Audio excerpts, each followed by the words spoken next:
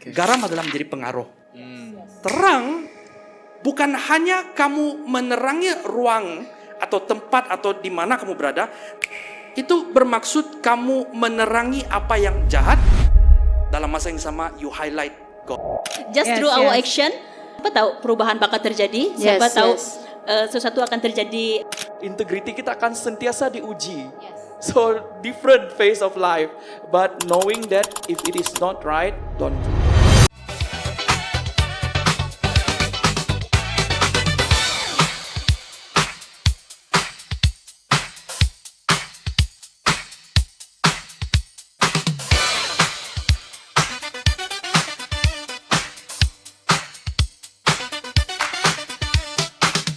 Welcome to the Game Changer Podcast. Yes. Yeah. Welcome to the Game Changer Podcast.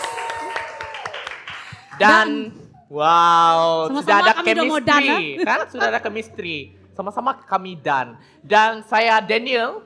Dan saya Loviana. Kami akan menjadi host podcast Anda pada hari ini. Yeah. Macam dia sambut diri sendiri kan, kan macam tu. Mestilah. Ya, dan kami juga mau memperkenalkan speaker kita pada hari ini yang tidak asing bagi setiap kita, betul? Betul. Kan saya percaya setiap kita mengenali mereka. Mari Daniel, kita perkenalkan speaker kita. Oke, dan yang di hujung sana tampak berseri dia pada hari ini ialah Sis Angela. Hey. Jadi beliau merupakan mantan exco di dalam pelayanan pemuda-pemudi daerah Kuching ya. Dan kita pergi ke tengah pula. Kita ada Brother Steve Hero. Dan saya pasti yakin semua tahu bahwa beliau merupakan pengerusi pelayanan pemuda-pemudi daerah Kuching. Ya. Oke, dan seterusnya yang berada di sebelah yang terakhir ini, adalah Pastor Lucas Ram. Dan beliau adalah youth pastor daripada gereja TSM, betul kata? Betul. So thank you very much kepada guest speaker kita yang sudi bersama dengan kita sepanjang 2 sesi untuk podcast pada petang ini dan mungkin akan sampai 1 jam. Kita coba jayakan ya. Alright, mungkin sedikit Daniel kita boleh perkenalkan kita punya Game Changer podcast pada hari ini. So, apa itu Game Changer Podcast? Sebenarnya Game Changer Podcast ini dibawakan khas untuk youth, untuk youth dan juga young adults. Di mana kita ingin lebih mendalami apa itu garam dan terang dunia, especially when it comes to practicality. Di mana kita menghidupi kehidupan seharian kita. Adakah kita betul-betul garam dan terang dunia? Well, that is a question that should be wondered for tonight, ya. Kalau kita lihat dalam Matius 5 ayat 13 sampai 14 ini, dia katakan, pada ayat itu katakan, kamu ialah, kan? Kamu ialah. Dan dia kata, you are. Dia tidak katakan, kamu akan jadi terang, kamu akan jadi garam kah? Tapi dia katakan you are. Maksudnya kamu ialah, maksudnya kita memang adalah garam itu, kita memang adalah cahaya itu. Setuju. Itu adalah kata Yesus sendiri untuk dalam firman Tuhan, untuk katakan salt and light. Betul. Alright.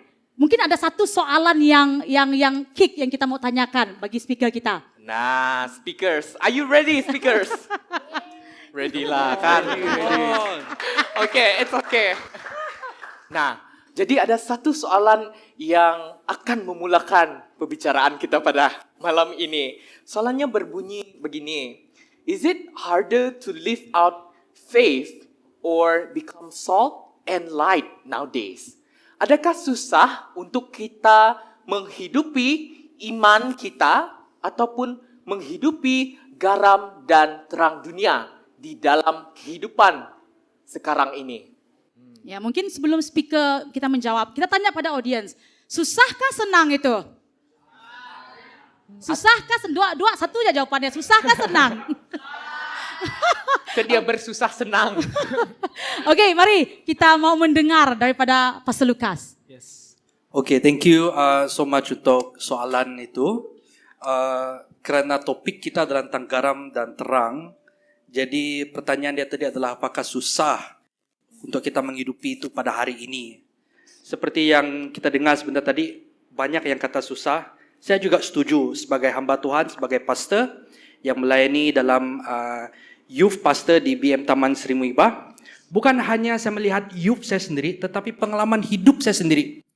Bila saya mula masuk pelayanan, dan dalam pelayanan sampai hari ini tidak mudah.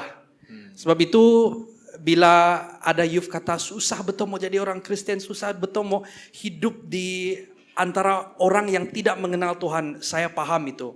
Now, menarik sekali seperti apa yang Lolo kata sebentar tadi.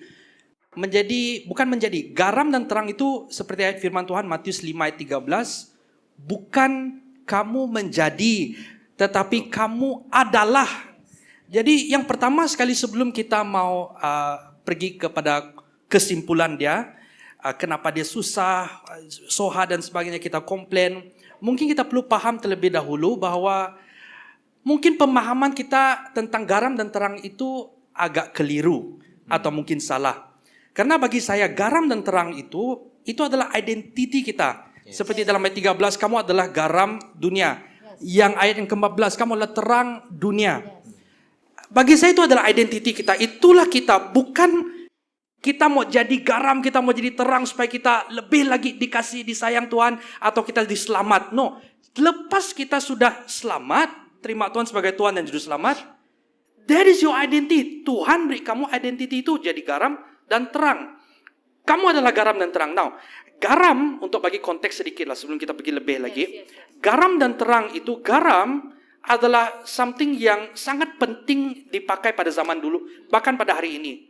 Karena garam kalau kita lihat, dia ada dua fungsi. Ada yang kata tiga, ada yang selebihnya. Tapi bagi saya dua fungsi yang memang kita dapat relate. Yang pertama adalah dia preserve makanan supaya tidak rosak. Itu yang pertama. Yang kedua, menariknya tentang garam ini, dia bukan hanya preserve makanan, tetapi buat makanan itu lebih sedap. Seasoning dia. Kalau tanpa garam, wah, tawar. Betul. Tawar. Now, terang itu juga sangat menarik. Terang itu adalah di mana kita menerangi tempat yang gelap ini, menerangi tempat yang sepertinya tidak dapat lihat. Jadi terang itu sangat penting. Now, garam dan terang, garam for me, dengan sangat simple supaya kita paham. Garam adalah menjadi pengaruh. Terang bukan hanya kamu menerangi ruang atau tempat atau di mana kamu berada, tapi jadi terang itu atau kamu adalah terang itu bermaksud kamu menerangi apa yang jahat, dalam masa yang sama you highlight God. Wow. So it's tentang kamu expose the bad and you highlight people to see Christ. Easy. Jadi itu sangat penting dan hidup kita sepatutnya jadi garam dan terang dunia. Kenapa susah? Karena kita coba, we try hard. Don't try hard, that is you. Itu identiti kita. The more you try hard, makin kamu bingung pikir bagaimana. I think instead of try hard, why not get close to the sumber, the source. Dekat lagi dengan sumber itu supaya kamu tidak perlu try hard because you are that salt and light. You don't be saltier, you don't be more lightier, lebih terang lagi. No, kamu adalah garam dan terang. Nah, bagi saya satu cara lah untuk kita jadikan guideline untuk bantu kita supaya dapat jadi garam dan terang. Seperti dalam 1 Timotius 4 ayat 12. Jangan seorang pun menganggap engkau rendah karena engkau muda. Jadilah teladan bagi orang-orang percaya dalam perkataanmu, dalam tingkah lakumu, dalam kasihmu, dalam kesetiaanmu dan dalam kesucianmu. Interestingly, 5 perkara ini sangat menarik. Karena kalau kita cara cakap kita sudah salah, kita cakap seperti tidak ada beza dengan orang yang di luar, macam mana kita mau jadi garam? Macam mana kita mau jadi garam di tempat itu untuk mempengaruhi tempat itu daripada lebih lagi toksik? Sebab tugas kamu sebagai garam untuk mengekang, untuk menghentikan toksik itu dan membawa daripada situasi yang tidak baik itu sesuatu yang baik. Jadi kalau cakap kita sudah celupar, tidak ada filter, tidak berbeza dengan orang lain, bagaimana kita dapat jadi pengaruh? Satu lagi, tingkah laku. Yes. Tingkah laku kita juga orang lihat. Tingkah laku kita ada satu yang selalu saya ingat untuk jadi guideline saya. In rehuse. Apakah dalam tingkah laku kamu ada integrity, Wow. responsibility, ada humility, dan ada self-control. Kalau tingkah laku kamu tidak seperti ini, tidak ada beza kita dengan orang lain. And then, yang pastilah dalam kasih kita, macam mana kita melayani orang, ada kasih ke tidak, kita tegur orang, ada motivasi yang sebaliknya. And then kita punya kesetiaan, orang kan lihat kamu setia tak apa yang kamu buat. Mau tidak mau, bukan hanya pastor saja yang orang lihat, kita juga orang lihat. Orang ini kan dia rajin pergi gereja, kenapa macam ni pun dia tidak setia buat kerja dia. Dia tidak setia buat apa yang sudah dipertanggungjawabkan kepada dia. Dan yang terakhir adalah kesucian. Itu pasti kita semua tahu, kesucian kita dengan orang, dengan Tuhan, dengan sesama dan sebagainya. Now, before I end, dalam 5 perkara ini, 5 perkara untuk kamu jadi teladan, jadi guideline kita. 4 daripada itu ada tingkah laku kita, adalah perbuatan kita, adalah action kita. 1 saja daripada mulut kita, kata-kata yang keluar. That is why saya percaya dan saya setuju bila orang bagi quote, action speak louder than words. Amen, amen. Thank you so much, Pastor. Wow, berikan tepukan. I was like, wow, yes, definitely.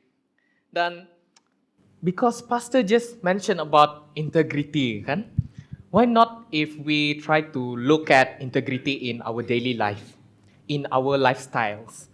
So, I believe Sis Angela is a working adult and she's working. So, macam mana Sis Angela apply integrity in your workplace lah? In simple words, how do you menjadi berkat? Bagaimana kita boleh menjadi berkat, especially in our workplace? Sebab tempat kerja ni is a place yang memang kita pergi setiap hari. Kalau kita bandingkan, mungkin lebih banyak kita di tempat kerja, kan? Jadi apa pandangan Sis Angela tentang itu? Thank you Daniel. Yeah. Okay, bagi saya sebagai working adult, saya bekerja di dalam golongan banyak lelaki. 90% lelaki dan saya boleh katakan saya seorang sahaja perempuan dan majoritinya berumur dari saya. Walaupun saya agak berumur juga sudah, tapi mereka lebih berumur dari saya. Dan semasa saya masuk kerja tu, saya agak terkejut dengan environment kerja macam tu. Macam mana saya mau bagi arahan kepada orang yang lebih berusia, lebih berusia dan senior daripada saya. Saya ada satu perasaan yang tidak layak. Saya rasa saya tidak layak untuk memberi arahan. Tetapi kerana itu adalah pekerjaan yang Tuhan sudah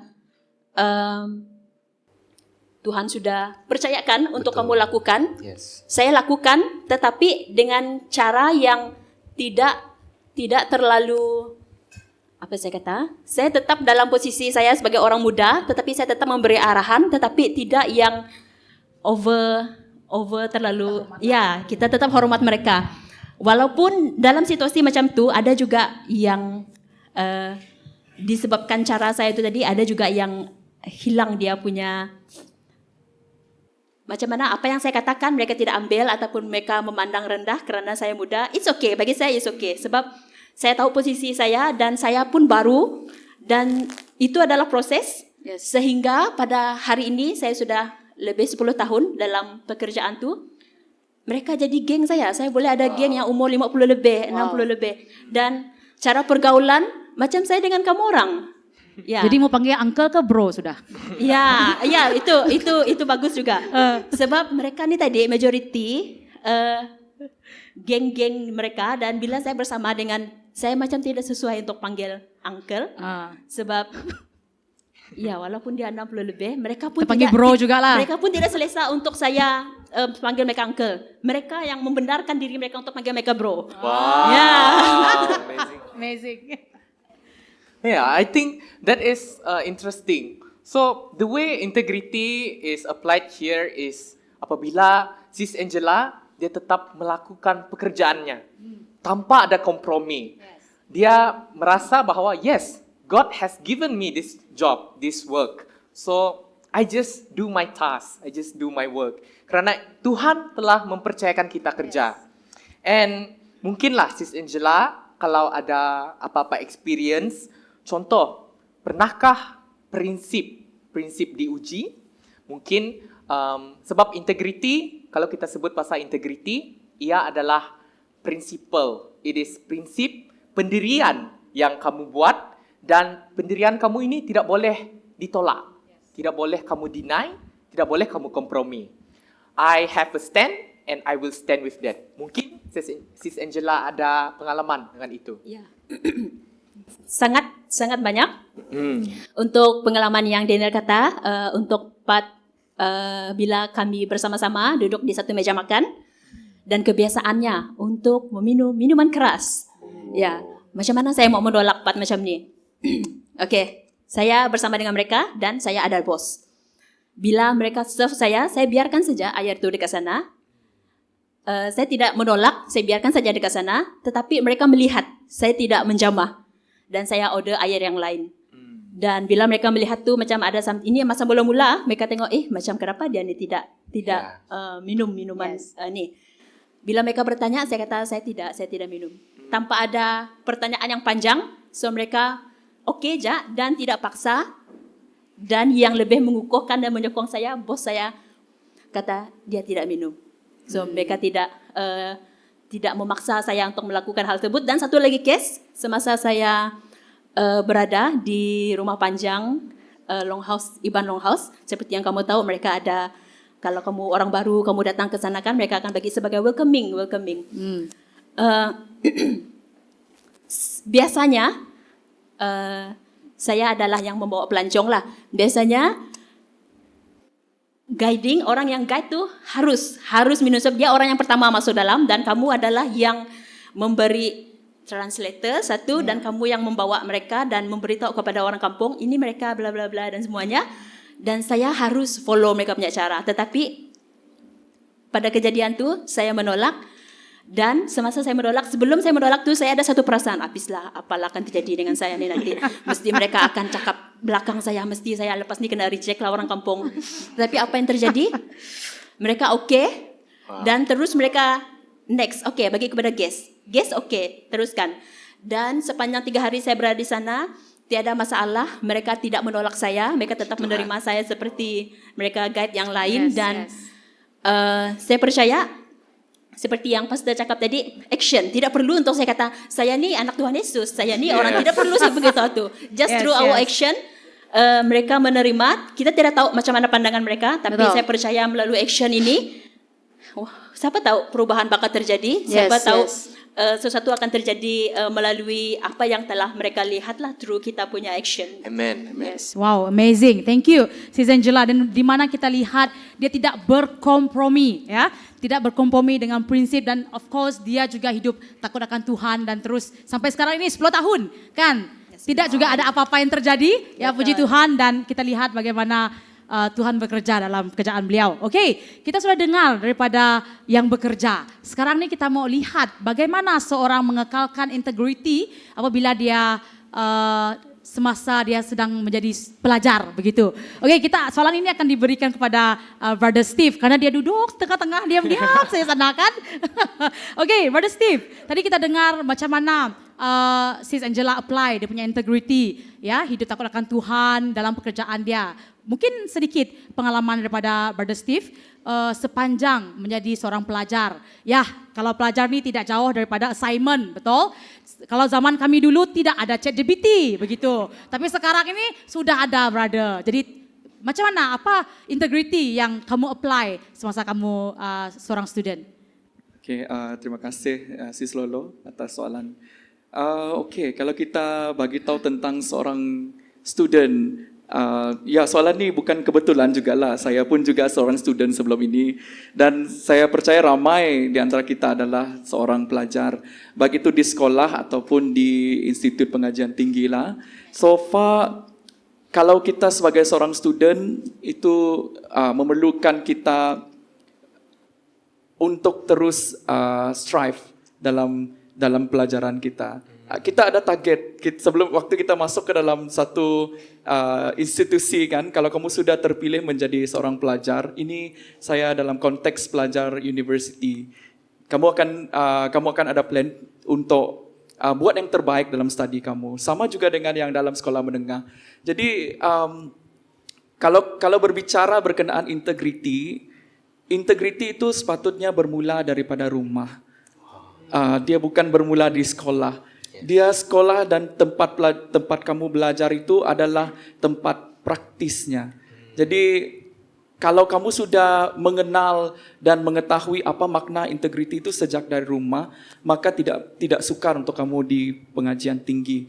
Jadi tidak perlu dibicarakan berkenaan dengan kamu menyiapkan assignment kamu dengan meniru rakan kamu punya assignment, ataupun mungkin ada yang last minute project and then kamu ambil daripada orang lain dan sebagainya. Saya rasa student life is very exciting and student life is so many things yang kamu akan to be honest lah, banyak cara kamu akan buat untuk lulus selalunya. Everyone will be ada cara. Jadi Creative, 1001 cara. 1001 cara kamu akan mau lulus tak apa. Yang penting saya lulus. Anything but study. Yang penting ya, betul. Tapi adakah Brother Steve ada buat begitu? Dalam apa-apa? Wow. Dalam apa-apa cara? Okay. Aduh ini.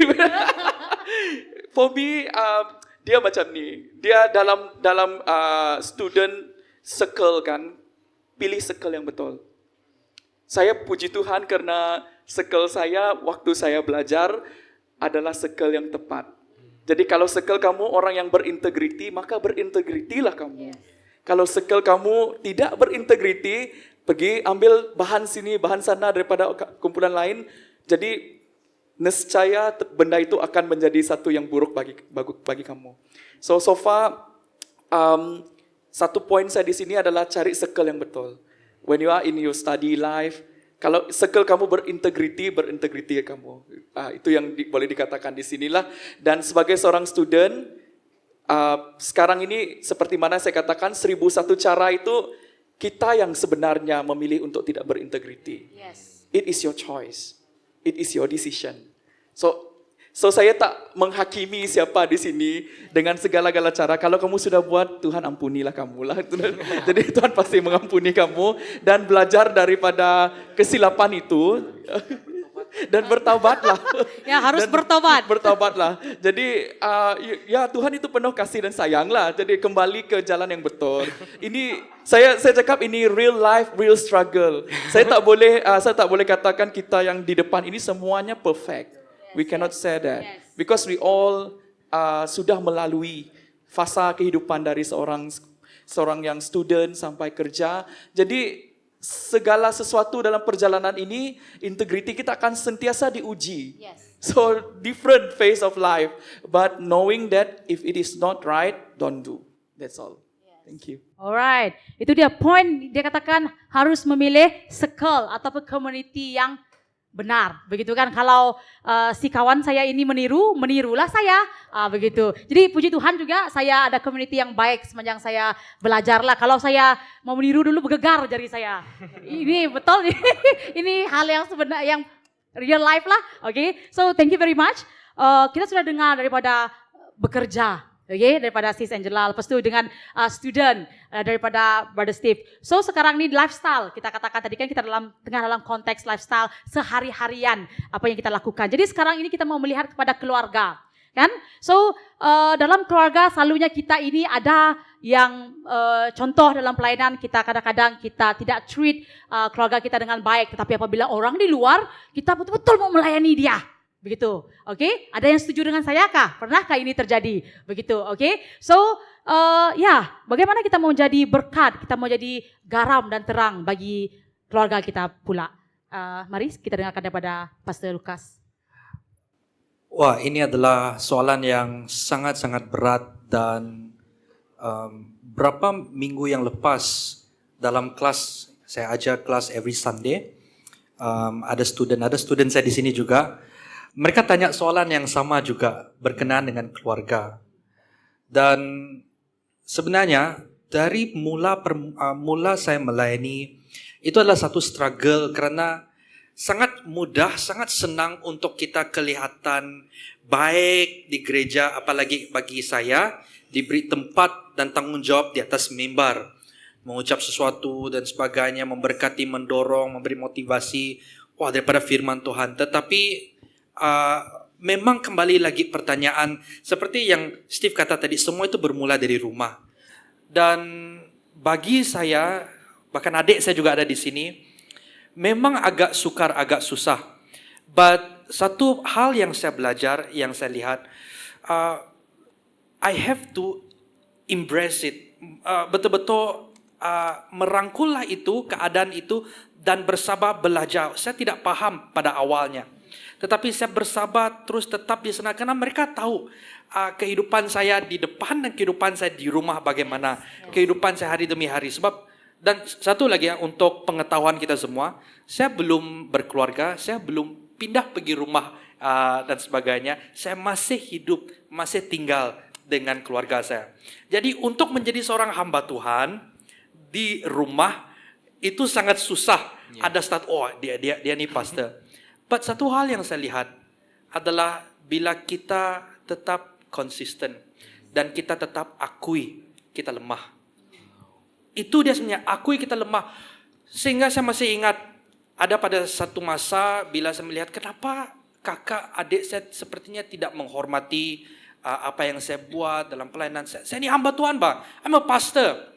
Tapi satu hal yang saya belajar, kalau tidak ada mereka, saya mungkin akan tetap hidup, apa orang kata, muka dua talam.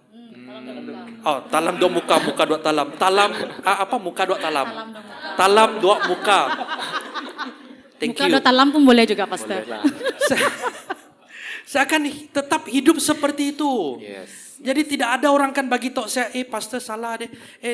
Susah lah. Jemaat mau bagi tahu kamu salah. Apalagi orang macam saya ini agak vokal. Jadi agak sukar juga. Tapi saya bersyukur ada adik, ada kakak dan sebagainya untuk terus menegur, terus ajar saya. Dan satu hal yang saya belajar, saya perlu akui saya salah dan bersabar. Percaya pertumbuhan itu. Dan bila saya tetap bersabar, bertahan, merendahkan hati, biar apapun mereka tegur, saya lihat itu saya lihat saya tidak salah ke apa. Take that time and reflect. Dan bila saya ambil masa untuk buat refleksi diri, saya salah. Saya salah. Dan pelahan demi pelahan, saya dengan adik saya, dengan kakak saya, kami macam best friend. Kadang-kadang keluar pergi kafe, kadang-kadang cerita. Kadang-kadang ada kami cerita-cerita, banyak cerita sampai tak sedar masa. Dan kadang-kadang saya balik rumah, memang saya rindu mau pergi berjumpa dengan mereka. So I feel like itu sangat penting untuk tetap mengakui dan terbuka. Apa orang kata tuh, awal daripada awal daripada pemulihan adalah keterbukaan.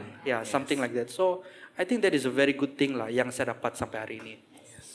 And that's a good point there. Sebab keluarga ni dia membina foundation. Our foundation to us, especially saya, macam saya student. And saya berjauhan dari family. So bila kita jauh dari family ni, your integrity will be tested a lot. Sangat diuji. Dan mungkin dari situ mungkin Sis Angela ada experience macam mana student yang berjauhan daripada family boleh terus menjadi berkat kepada keluarga mereka. Sebab kamu jauh dari family ni, family kita tidak dapat lihat apa yang kita buat. Mungkin malam ni saya boleh pergi LA. Tahu LA? Lubuk Hantu kan. Mungkin saya pergi Lubuk Hantu, pergi kampung, ataupun saya mungkin pergi Langkau Arau. Itu Barbecue saja, ya, barbecue kan? saja. Ya. Nah, kembali kepada soalan. Jadi macam mana kan kita sebagai student yang berjauhan dari family ini mesti boleh menjadi berkat kepada keluarga kita. Sis Angela. Okay, thank you Dada. Yeah. Saya akan bagi satu cerita Mungkin kita lain pun ada juga cerita dia masing-masing, tapi apa yang saya mau share dekat sini, semasa saya student, saya antara adik-beradik, dalam kami adik-beradik, saya adalah yang lama berjauhan dengan family. Ada adik-beradik saya yang lain, mereka pergi belajar jauh, lepas tu mereka balik lagi ke tempat hometown kami lah. Jadi mereka tidak lama berjauhan. Saya antara yang paling lama berjauhan dengan family. Jadi sekiranya saya mau pergi ke LA ataupun ke tempat-tempat lain yang berhubungan dengan tempat-tempat macam tu, yes, saya boleh lakukan. Tetapi saya tidak lakukan kerana ya saya akan berhubung balik kepada apa yang Brother Steve cakap tadi, community itu tadi. Saya ada community yang membangun, yang ya community ni dia sangat berpengaruh, kuat pengaruhnya untuk saya yang sebagai student dulu yang tinggal seorang dekat sini, tidak ada keluarga, ada pun saudara mara tetapi jauh, dan berjumpa pun mungkin berapa kali saja, tidak selalu berjumpa, dan hari-hari saya berjumpa adalah dengan teman-teman sekolah. Dan ada satu masa saya ingat, masa tu mau dekat exam. Dan masa mau dekat exam tu jugalah mereka, sebab kami lain-lain kos, mereka okey, mereka dah habis exam, so mereka kata jom kita pergi karaoke. Best, saya suka pergi karaoke semua. Tapi saya tahu the next day saya perlu ada paper. Kalau saya mau tadi, saya boleh pergi join dengan mereka. Lepas tu mungkin balik 2-3 pagi baru saya study. Tapi apa-apa terjadi 2-3 pagi kau study dan the next day kau exam, satu letih, satu kau boleh hilang fokus, satu entah-entah paginya esok kau lambat bangun. Macam-macam boleh terjadi kan. Dan apa yang saya buat dalam hati, saya memang mau pergi. Tapi saya kata, tak ada lagi hari lain. Tak apa, saya ada lagi banyak benda lah masuk dalam fikiran saya masa tu, dan last-lastnya saya kata tidak. Dan mereka semua pergi dan saya seorang saja dekat room masa tu, dan saya study lah walaupun dalam keadaan yang aduh kenapalah saya tidak ikut mereka, mesti mereka tengah best sekarang ni. Tapi itu adalah pilihan yang saya buat, sehingga saya tidak katakan keputusan saya cemerlang sangat, tetapi saya tahu macam mana saya punya posisi semasa saya belajar. Sangat susah bagi saya untuk lulus, tetapi apa yang terjadi semasa saya habis, saya lulus untuk saya punya subjek tu, dan saya dapat habiskan study saya. Puji Tuhan. Dapatkan sijil. Ya. Wow, amazing. Saya ada satu soalan untuk Sis Angela. Kamu katakan tadi tentang pilihan. Jadi kamu memilih untuk katakan tidak, ya, untuk pergi ke karaoke ataupun LA lah begitu semasa waktu student. Kamu lakukan ini, keputusan ini diambil adakah kerana kamu takut Tuhan ataupun untuk menjaga nama baik keluarga ataupun bagaimana? Sebab saya takutkan satu, sebab saya tahu siapa diri saya, dan saya tahu saya membawa nama keluarga saya, sebab saya seorang saja di sini, dan sekiranya ada apa-apa hal terjadi, berita yang tidak baik berbanding berita yang baik, berita yang tidak baik lebih cepat sampainya ke, walaupun jauh di Limbang sana, lebih cepat sampainya ke keluarga berbanding berita yang baik. Ya, dan dari sana saya itu membuatkan saya takut untuk melakukan hal-hal tersebut kerana saya mengasihi keluarga saya. Saya tidak mau nanti parent saya mendengar cerita, dia kata, anak kamu Angela dekat Kuching tu, kau tahu kan dia pergi sini. Berjauhan kami kan, tapi mereka yang dapat malu. Yeah. Satu, tak perlu saya pergi sana, saya sudah menjatuhkan air muka mereka. Tidak perlu saya balik Limbang buat benda yang tidak baik untuk saya dekat sini saja. Pun boleh merosakkan nama baik mereka kalau saya melakukan hal yang seperti ini. Jadi itu ada salah satu yang saya fikir, saya mengasihi parent saya mengasihi keluarga saya, itu membuatkan saya tidak melakukan dan membuat pilihan ataupun perkara yang macam itulah. Amazing. Dan kasih tadi ada antara cabang daripada untuk menjadi teladan tadi yang kita dengar, ya, daripada 1 Timotius. Menjadi teladan di mana kita menunjukkan kasih, dan Sis Angela memberi satu poin di mana dia mengasihi keluarga dia, karena itu dia memilih untuk tidak melakukan hal-hal yang kita katakan tidak baik juga lah. Oke, thank you so much. Dan tadi kita sudah dengar tentang lifestyle ya Daniel, benda yang kita buat sehari-hari dengan kerja, dengan persekolahan, dengan family. Dan sekarang ini kita up lagi level dia. Di mana tadi pastor katakan apa? Muka dua talam. Ya, muka dua talam kan. Oke, kita berbicara tentang social media. Oke, so selalunya di social media juga kita bermuka dua talam, begitu, betul? Adakah, betulkah, begitu kan? Sekarang ini kita banyak, kalau kita lihat bukan sahaja di Facebook, TikTok, apalagi Instagram, status, begitu kan WhatsApp status. Kita cenderung untuk melihat tentang luahan, ya, luahan curhat, ya, curhat, curhat kan, baik curhat yang baik curhat yang tidak baik yang kita lihat. Oke, so sebagai orang yang percaya, oke, saya percaya setiap kita adalah anak-anak Tuhan, orang yang percaya kepada Yesus Kristus, oke, adakah ini sesuatu pattern yang harus kita teruskan? Adakah pattern ini kita sebagai anak Tuhan harus ikut? Brother Steve, mungkin ada sedikit pandangan. Oke, untuk soalan ini, adakah pattern untuk mengekalkan status? Pattern yang meluah-luah di status, meluah-luah di social media. Meluah-luah. Adakah pattern ini harus kita ikut? Oke, jadi ini satu perkara yang sangat relevan lah bagi saya di musim sekarang ini.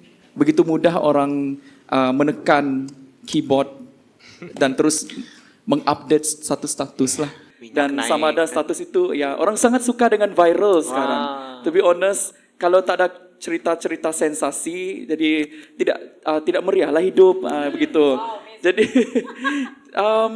ya, apa yang kita harus lakukan sebagai seorang anak Tuhan? Bagaimana kita harus react to this social media status? Dan saya percaya Tuhan sudah memberikan kita hikmat. Satu, kebebasan Tuhan berikan bagi kita. Namun kebebasan itu bukan sesuatu yang kamu boleh lakukan dengan sesuka hati. Sesuka hati. Jadi when you post something, you should think first. Sejujurnya lah bagi pengetahuan semua, saya seorang yang sangat kurang post sebenarnya. To be honest, kalau kamu tengok status saya tak ada post dekat status WhatsApp. To be honest lah, saya tak ada, jarang sekali saya post di dalam Instagram status. Saya seorang yang sangat takut apabila mengepost something. Saya takut orang akan react something boleh saya katakan, saya takut orang berfikir yang lain berkenaan dengan status saya. Jadi apabila saya post something, saya akan pastikan benda itu saya fikir dulu. Macam mana status saya ni? Memberkati ke tidak? Kalau status saya tidak jauh daripada mungkin pelayanan dan juga kalau ada event-event yang di mana-mana, jadi itu yang saya akan post. Sebab saya sangat-sangat concern dengan apa yang saya post. Jadi poin dari sini adalah kalau kamu post sesuatu, kamu harus fikirkan apakah itu membangun ataupun tidak. You should think that first. Kalau kamu rasa dia sekadar menjatuhkan atau menjadi batu sandungan bagi orang, jadi tidak ada artinya sama sekali. Jadi di sini kalau kamu nak post, kita tidak menghalang kamu post tentang your outing, sukacita bersama dengan keluarga, dan sebagainya. Tetapi cuma ketahui apa yang kamu post itu membangun atau tidak. Itu sahaja. Jangan kita post something yang boleh membuatkan reputasi diri kamu itu tercalar. Jadi saya seorang yang sangat menjaga reputasi sebenarnya. Sebab bukan kita bermaksud apa, sebab kita semua harus menganggap kita dalam arti kata yang baik adalah public figure. Kamu adalah public figure. Wherever you are, people watch over you. Dia tengok kamu di mana-mana, kamu tengok mata-mata di mana-mana. Jadi sentiasa berhati-hati apabila post, jaga. Itu sebagai satu yang kita katakan di sini, respond to this, menjadi garam dan terangkan. If you want to be a salt and light, you have to take care of your self-image. Yeah, thank you. Oh, thank you, Brother Steve, for the answer. I think it's quite clear, especially untuk kita anak-anak Tuhan ni, saya percaya ada di antara kita ialah influencer. Wow, adakah influencer di sini? Siapa yang followers dia 1,000 ke atas? Nah, jadi setiap postingan kita itu akan dilihat oleh orang. Dan harus kita ambil tahu, orang yang melihat bukan sekadar orang percaya saja. Termasuk juga orang-orang yang belum percaya. Nanti orang lihat, macam ni juga orang Kristen rupanya. Saya pikir tidak boleh. Jadi berhati-hati. Dan mungkin Pastor Lukas ada pandangan mengenai cara bagaimana orang sekarang suka express their feelings on statuses and things like that. Ya. Saya suka post. Dia suka post. Oke. Saya suka sangat post. Dengar. But seperti yang Steve kata tadi betul, apakah dia berguna dan membangun? Macam 1 Korintus 10 ayat 23. Segala sesuatu itu diperbolehkan, benar. Tapi apakah dia berguna? Segala sesuatu diperbolehkan, benar. Tetapi apakah dia membangun? Jadi kalau perkara itu tidak membangun, ini untuk membantu ya, yang suka post macam saya, tanya diri dulu, jadikan itu sebagai guideline. That is why dalam apapun yang saya buat, bahkan tadi saya sebutkan tentang tingkah laku, I love something that have to do with guideline. Jadi saya perlu tanya dulu, apakah dia berguna, apakah dia membangun. Kalau dia tidak berguna, tidak membangun, then don't post lah. Jangan post. Dan selalu ingatlah, sebab apa yang kita buat orang akan lihat. Betul. Seperti yang Steve sebut juga tadi, banyak yang saya sebut daripada Steve nih. Dia katakan, is it Steve atau Lolo yang sebut tadi? Saya lupa sudah. We are ambassador of Christ. Kita duta, orang melihat kita influencer. Memang betul kita influencer. Karena kita dikatakan garam dan terang. Automatically you are influencer. Di tempat kamu, di mana-mana kamu berada. Dan seperti saya kata awal tadi, orang akan lihat hidup kita seperti akuarium. Kamu tidak boleh sembunyi. Apalagi pada hari ini, kalau kita tidak dapat berkongsi dengan orang lain, wah kita kongsilah, kita upload post. So, ya bukan hanya jaga-jaga dengan apa yang keluar daripada mulut kita, jaga-jaga juga apa yang kita tekan untuk post. Yes. Ya, sedikit. Saya nak tambah sedikit. Ya, boleh Brother Steve. Jadi saya nak bagi tahu saja, bukan berarti kamu tidak post tapi kamu buat di belakang. Maksud saya contohnya lah kan, kamu pergi minum dengan orang kan, tapi yalah mungkin kamu bukan orang yang tidak post, tapi kamu di belakang kamu buat seperti itu juga salah. Jadi be genuine, Yes. be real, bukan hanya di social media, tetapi di hidup kamu. Betul. That is Betul. very important lah. Saya tidak mengatakan Jangan hanya tentang posting, tapi kamu di belakang, kamu tidak post, tapi kamu di belakang buat semacam-macam. Yes, Jadi betul. saya tambah di sana. Itu pun saja. muka dua talam.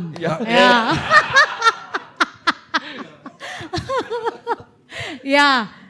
Betul. Thank you very much. Ya, di social media juga kita mau menjadi garam dan terang juga kan. So apa yang kamu lakukan dalam sehari-hari itu juga yang harus kamu show kan di social media. Jangan tidak post tapi di belakang kita buat. Oke? So seterusnya kita akan pergi ke sesi kedua sebentar lagi. So kita ada break. So stay tuned.